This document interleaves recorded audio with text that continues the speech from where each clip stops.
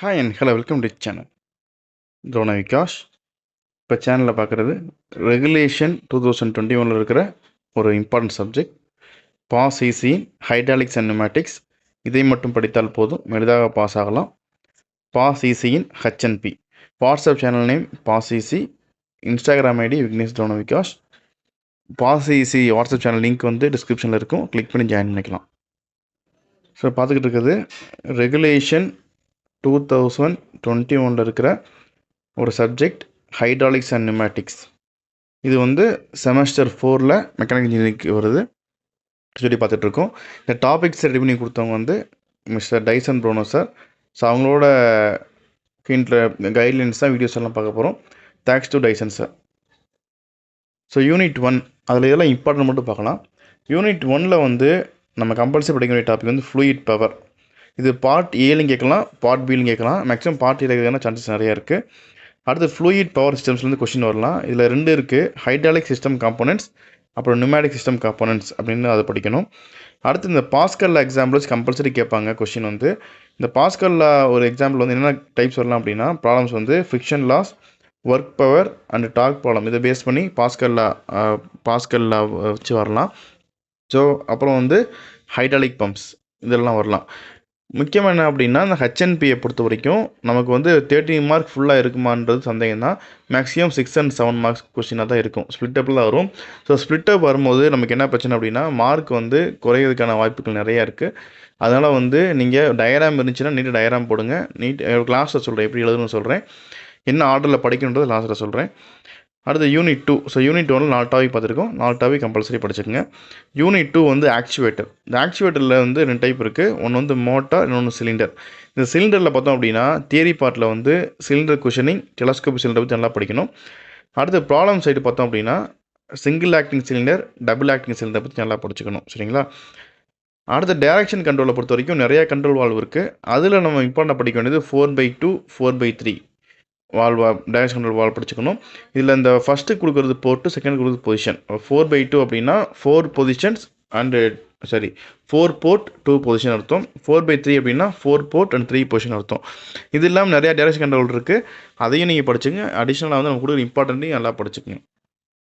அது ஃப்ளோ கண்ட்ரோலை பொறுத்த வரைக்கும் நிறைய டாபிக்ஸ் இருந்தாலும் அதில் முக்கியமாக கேட்கக்கூடிய டாபிக் வந்து ப்ரெஷர் காம்பன்சேட்டட் வால்வ் பற்றி தான் கொஷின் நிறைய கேட்குறாங்க. இதுவும் நல்லா பார்த்துக்குங்க. அடுத்து ப்ரெஷர் கண்ட்ரோல் வால்வை பொறுத்த வரைக்கும் நமக்கு வந்து simple pressure relief valve, compound or pilot pressure relief valve, pressure reducing valve, இந்த 3 டாப்பிக்கும் நல்லா படிச்சுக்குங்க ப்ரெஷர் கண்ட்ரோலில். அடுத்து ஆன்சி சிம்பிள்ஸ் ரொம்ப முக்கியமான ஒன்று. ஆன்சி சிம்பிள் தெரியாமல் கண்டிப்பாக அந்த யூனிட் நம்ம ப்ராப்ளம் சால்வ் பண்ண முடியாது. ஸோ ஆன்சி சிம்பிள்ஸ் கம்பல்சரி படிக்கணும். மொத்தமாக 3 டாபிக் தான், நல்லா தெளிவாக படிச்சுக்குங்க. இது இல்லாமல் யூனிட் 12 டாபிக்ஸ் நிறையா இருக்குது, நம்ம தான் கொடுக்கல. இம்பார்ட்டன்ட் டாபிக் மட்டும் தான் கொடுக்குறோம், மோஸ்ட் இம்பார்ட்டன்ட் டாபிக்.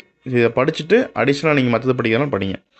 யூனிட் 3 வந்து பார்த்தோம் அப்படின்னா அக்குமுலேட்டர்ஸ். இதில் வந்து சைசிங் ஆஃப் அக்குமுலேட்டரில் வந்து நமக்கு ஃபார்முலா பேஸ் பண்ணி கொஷின்ஸ் கேட்கலாம். அடுத்து டைப்ஸ் ஆஃப் அக்குமுலேட்டரில் வந்து ரொம்ப வெரி லெஸ் சான்ஸ் தான், இருந்தாலும் டைப்ஸ் ஆஃப் உங்களுக்கு படிச்சுக்கோங்க. இதில் சமயங்களை கேட்குறாங்க. அக்குமுலேட்டர் சர்க்யூட்ஸ் தெரிஞ்சுக்கணும். அது இன்டென்சிஃபையர் சர்க்யூட் தெரியணும். இண்டஸ்ட்ரியல் சர்க்யூட்ஸ், அது இன்டென்சிஃபையர் சர்க்யூட்டும் இண்டஸ்ட்ரியல் சர்க்யூட்டும் ஒன்று தான். இன்டென்சிவ் சர்க்யூட் கேட்டாலும் அதே ஆன்சர் தான், இண்டஸ்ட்ரியல் சர்க்யூட்டும் அதே ஆன்சர் தான். ஸோ இந்த அக்குமுலேட்டர் சர்க்யூட்டும் இண்டஸ்ட்ரியல் சர்க்யூட் நல்லா தெளிவாக பார்த்துக்குங்க. அடுத்து இண்டஸ்ட்ரியல் ஹைட்ராலிக் சர்க்யூட். இதில் எப்படி இருக்குன்னா அப்ளிகேஷன் பேஸ்டு கொஸ்டினாக இருக்கும். ஸோ அப்ளிகேஷன் பேஸ்டு கொஸ்டினில் இருக்கும்போது என்ன கேட்கலாம், எலக்ட்ரோவில் வந்து எலக்ட்ரோ ஹைட்ராலிக் சர்க்யூட் பற்றி கேட்கலாம். இது பார்ட் சியில் வரக்கூடிய, எப்போது எதெல்லாம் அப்ளிகேஷன் பேஸ் பண்ணி இருக்கோ அது பார்ட் சியில் கேட்கறதுக்கான சான்சஸ் நிறையா இருக்குது. அடுத்து mechanical hydraulic servo system, speed control circuit, இது வந்து பார்ட் கேட்கலாம். ஃபஸ்ட்டு வந்து பார்ட் சிங்கிறது நம்மளோட ஒரு கணிப்பு தான், இந்த மாதிரி கேட்கலான்றது பார்ட் பி கேட்கலாம். So 3 topic important: electro hydraulic circuits, mechanical hydraulic servo system, அடுத்து ஸ்பீடு கண்ட்ரோல் சர்க்யூட்ஸ். ஸோ 3 வந்து இண்டஸ்ட்ரியல் ஹைட்ராலிக் சர்க்யூட்டில் இம்பார்ட்டண்ட்டாக படிக்கணும். யூனிட் 4 அதை பொறுத்த வரைக்கும் நம்ம வந்து கம்ப்ரஸர், எஃப்ஆர்எல் யூனிட், மஃப்ளர், இதெல்லாம் தியரி பார்ட்டு கம்பல்சரி 3 டாபிக் படிச்சுக்கணும். அடுத்து கேஸ்கேட் மெத்தட் தான் வந்து பார்த்தீங்கன்னா ரொம்ப ரொம்ப ரொம்ப இம்பார்ட்டன்ட் கொஷின். இந்த கேஸ்கேட் டாபிக் இல்லாத கொஷினை பார்க்க முடியாது, கம்பல்சரி கேஸ்கேட் ப்ராப்ளம் இருக்கும், சரிங்களா? இது சீக்வன்ஸ் சர்க்யூட் இருக்கும், பார்ட் பிலையும் கேட்கலாம், பார்ட் சிலையும் கேட்கலாம். ஸோ சீக்வன்ஸில் சர்க்யூட், கேஸ்கேட் மெத்தட். அடுத்து லேடர் டயக்ராம் கேட்குறாங்க. கேஸ்கேட் மெத்தட் எவ்வளோ இம்பார்ட்டன்ட், அதே மாதிரி இன்னொரு இம்பார்ட்டன்டானது லேடர் மெத்தட். ஸோ இந்த லேடர் டயக்ராம் வந்து important. Ladder diagram and pneumatic logic circuits ரெண்டுமே வந்து நம்ம தெளிவாக பார்த்துக்கணும். சர்க்யூட்ஸ் கம்பல்சரி நீங்கள் படித்தா மட்டும்தான் ஹெச்என்பியில் வந்து பாஸ் ஆக முடியும். சர்க்யூட்ஸ் சரியாக கற்றுக்குங்க, நிறையா ப்ராப்ளம் சால்வ் பண்ணி பாருங்கள், அப்போ தான் ஈஸியாக இருக்கும். அடுத்து யூனிட் 5 பொறுத்த வரைக்கும் installation, selection, maintenance, trouble shooting and remedies. இது ஜென்ரலாக வந்து இது யூனிட் 5 கொடுத்துட்டாங்க. இது ஜென்ரல் கொஷின். இது பார்ட் சீலும் கேட்கலாம். சரிங்களா? இன்ஸ்டாலேஷனை பற்றி, செலெக்ஷனை பற்றி, மெயின்டெனன்ஸை பற்றி, ட்ரபிள் ஷூட்டிங் பற்றி, ரெமடிஸ் பற்றி கேட்கலாம். அது சர்க்யூட்டை பொறுத்த வரைக்கும் பார்த்தோம் அப்படின்னா நமக்கு ட்ரில்லிங் சர்க்யூட் கேட்கலாம், பிளானிங், சர்ஃபேஸ் ஸ்கேனிங் கேட்கலாம். இது பார்ட் பிலையும் கேட்கலாம், பார்ட்ஸ்லையும் கேட்கலாம். இம்பார்ட்டன்ட் சர்க்யூட்னு வந்தாலும் இம்பார்ட்டன் தான், ஞாபகம் வச்சுக்கோங்க. சர்க்யூட்ஸ் கம்பல்சரி படிச்சாகணும். அதுக்கப்புறம் வந்து கிரைண்டிங், அப்புறம் ப்ரெஸ் அண்ட் ஃபோர்க் லிஃப்ட் ஒரு அப்ளிகேஷன்ஸ். ஸோ என்னென்ன சர்க்யூட்டில் இம்பார்ட்டண்ட்டாக பார்க்கணும், ட்ரில்லிங்கோட circuit, planing, surface scanning, press and fork lift ஒரு அப்ளிகேஷன்ஸ் எல்லாம் பார்த்துக்கணும். நம்ம அந்த இது பார்க்குறதுக்கு வந்து சர்க்யூட்ஸை பார்க்குறதுக்கு வந்து நம்ம வந்து யூனிட் 3 வந்து இண்டஸ்ட்ரியல் சர்க்யூட்டையும், யூனிட் 4 கேஸ்கேட் மெத்தடையும் பார்த்தீங்கன்னா போதும். நீங்கள் 2 மெத்தடு வந்து முன்னாடி இருக்க யூனிட்டை நீங்கள் படிச்சிருந்தீங்க அப்படின்னா இந்த யூனிட் 5 வரும்போது ரொம்ப ரொம்ப ஈஸியாக இருக்கும். சரிங்களா? அது ரெண்டையும் தெளிவாக பார்த்துக்குங்க. அடுத்து வந்து நியூமேட்டிக் சர்க்யூட்ஸ். இந்த நியூமேட்டிக் சர்க்யூட்டை பொறுத்த வரைக்கும் நமக்கு அதாவது பிக் அண்ட் பிளேஸ் ரோபாட்டுங்கிறது அப்ளிகேஷன் கொடுத்துட்டாங்க. ஆனால் 21 ரெகுலேஷனில் இந்த அப்ளிகேஷன் தெளிவாக கொடுக்கல. பிக் அண்ட் பிளேஸ் ரோபாட் தானே கொடுக்கல. இருந்தாலும் பிக் அண்ட் பிளேஸ் ரோபாட் கேட்கறதுக்கான சான்ஸ் இருக்குது. அப்புறம் வந்து tool handling in CNC machine tools. ஜென்ரலாக 21 டூல் ஹேண்ட்லிங் கொடுத்துட்டாங்களே தவிர சிஎன்சியில் தான் டூல் ஹேண்ட்லிங் இருக்கணுமான அவசியம் இல்லை. எந்த மிஷினில் கொடுத்தாலும் சர்க்யூட் யாரும் பெருசாக மாற போகிறதில்ல.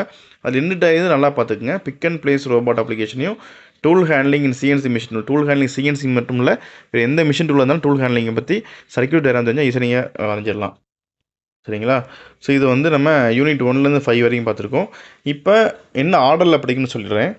ஃபஸ்ட்டு நீங்கள் வந்து எந்த ஆர்டரில் படிக்கணும் அப்படின்னா ஃபஸ்ட்டு 3rd யூனிட் படிங்க ஃபஸ்ட்டு, அப்புறம் 4th யூனிட், அப்புறம் 5th யூனிட், அப்புறம் 1st யூனிட், 2nd யூனிட். இந்த ஆர்டரில் படிச்சிங்கன்னா ஈஸியாக இருக்கும். அதே மாதிரி முக்கியமானதை கவர் பண்ணிடலாம். அதே மாதிரி எக்ஸாம் எழுதும் போதுமே கூட நீங்கள் இந்த ஆர்டரில் எழுதலாம். ஃபஸ்ட்டு நீங்கள் வந்து கேஸ்கேட் மெத்தட்லேருந்து ஆரம்பிங்க. எக்ஸாம் எழுதும் போது அது கேஸ்கேட் மெத்தடில் ஆரம்பிக்கணும் அப்படின்னா ரொம்ப நல்லா உங்களுக்கு கேஸ்கேட் மெத்தட் தெரியும் அப்படின்னு நினச்சா மட்டும் கேஸ்கேட்லேருந்து ஆரம்பிங்க. இல்லைனா எந்த யூனிட் நல்லா தெரியுமோ அதுலேருந்து ஆரம்பிங்க. சரிங்களா? 2 மார்க்கை பொறுத்த வரைக்கும் தேவையில்லாமல் அதை கரெக்டாக எழுதிருக்கணும். அட்லீஸ்ட் அந்த ஹிண்ட் விடாச்சு எழுதிருக்கணும். டயக்ராம் இருந்துன்னா கம்பல்சரி டயக்ராம் போட்டுங்க 2 மார்க்கில். நீட்டாக வந்து உங்கள் ப்ரெசன்டேஜ் இருந்தால் மட்டும்தான் மார்க் கிடைக்கும். ஏன்னா அதில் ஸ்பிட்டப்ஸ் இருக்கும். 6+7 கொஸ்டினில் தான் இருக்கும். 6 and 7 மார்க் தான் இருக்கும். ரொம்ப ரேராக கேஸ்கேட் மெத்தட் 30 மார்க்கில் வரும். சர்க்யூட்ஸில் இருக்கிறது ஓரளவு 10 to 30 மார்க்ஸ்க்குள்ளே வரும். அதனால் ஸ்பிட்டப்ஸ் இருந்துச்சுன்னா மார்க் கண்டிப்பாக குறையும். ஏன்னா தியரிக்கு ஃபுல் மார்க் போட மாட்டாங்க. ஒரு மார்க் குறைஞ்சாலும் ஒரு கொஸ்டின் 2 மார்க் குறைஞ்சிரும். அதனால் வந்து நீங்கள் பார்த்துக்குங்க. இது இல்லாமல் வந்து யூனிட் உங்களுக்கு 21 ரெகுலேஷனில் என்னென்ன டாபிக் அடிஷனல் ஆட் பண்ணி சொல்கிறேன். அதாவது நீங்கள் வந்து நம்ம சொன்னதெல்லாம் இம்பார்ட்டன்ட் டாபிக் சொல்கிறதுக்கு காரணம் என்ன அப்படின்னா நீங்கள் இதை வந்து நல்லா படிச்சுட்டு மற்றதையும் படிக்கிறதுக்காக தான். இதை மட்டும் படிச்சுட்டு போகக்கூடாது. இது இல்லாமல் அடிஷனலாக இருக்க மற்ற டாபிக் சிலபஸ் இருக்கலாம் படிச்சுக்கணும். அப்போ தான் வந்து வேறு எந்த கொஸ்டின் எழுத முடியும். சரிங்களா? ஸோ இம்பார்ட்டன்ட் டாபிக் சொல்ல, ஏன்னா நீங்கள் ஒவ்வொரு இதுலையும் பார்த்தீங்கன்னா நிறையா டாபிக் இருக்குது. நம்ம அதில் ஸ்பெசிஃபிக்காக ரொம்ப இதாக கொடுத்துருக்கோம், நேராக கொடுத்துருக்கோம். ஸோ அடிஷ்னலாக மற்ற டாபிக்ஸ் படிச்சுக்கோங்க. இப்போ அடிஷ்னலாக 21 ரெகுலேஷனில் 17 ரெகுலேஷனில் புதுசாக ஆட் பண்ணியிருக்காங்க அப்படின்றத பற்றி நான் சொல்கிறேன். இப்போ நம்ம சொல்கிறதுல வந்து இந்த ஆக்சுவேட்டர் சொல்லியிருக்கோம். அந்த ரோட்ரி ஆக்சுவேட்டர் பற்றி அவங்க புதுசாக ஆட் பண்ணியிருக்காங்க. ஆக்சுவேட்டர் கொஸ்டின் சொல்லியிருக்கோம்.